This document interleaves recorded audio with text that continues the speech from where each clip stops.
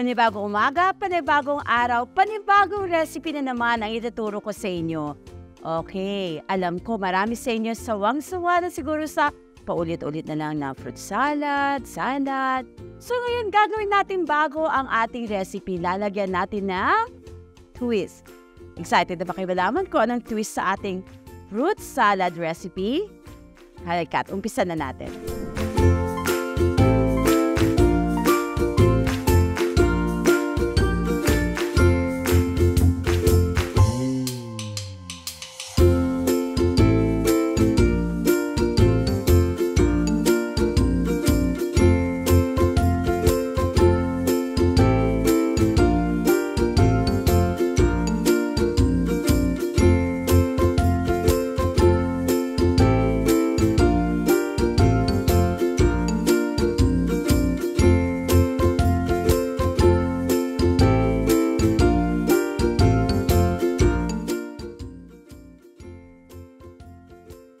So, freezer natin for 8 hours or overnight para mas solid ang ating fruit salad.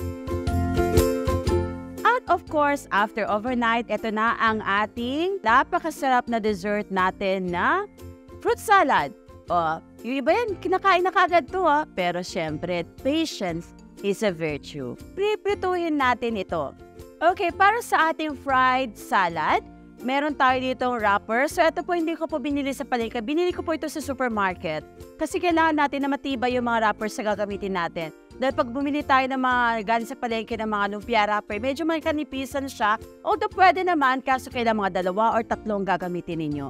And, lalagyan pa rin natin siya ng ube. So, ito yung add-on natin sa ating salad ngayon. And water, syempre, pang seal natin. And our fruit salad.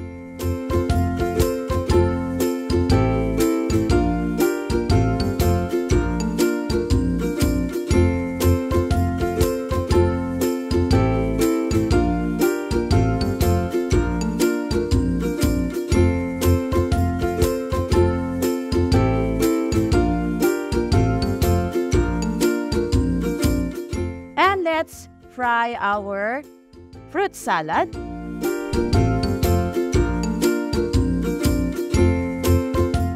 Alright, so tapos na po tayo na i-fry ang ating fruit salad at syempre, di pwede mawala ang plating natin.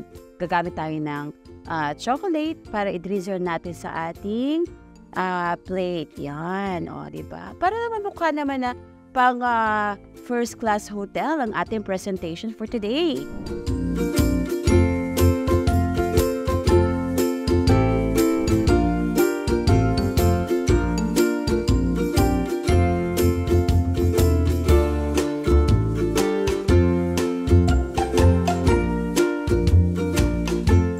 Our super delicious at napakabangong special recipe natin today, ang ating fruit salad with a twist or fried fruit salad.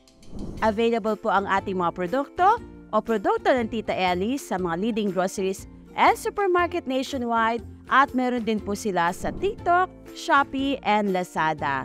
So, enjoy na ba kayo? Gusto niyo na ba itong tikman? Nako, for sure, ma-enjoy niyo talaga to dahil ito lang ang nag-iisang sarap at tamis na lagi mong mamimiss.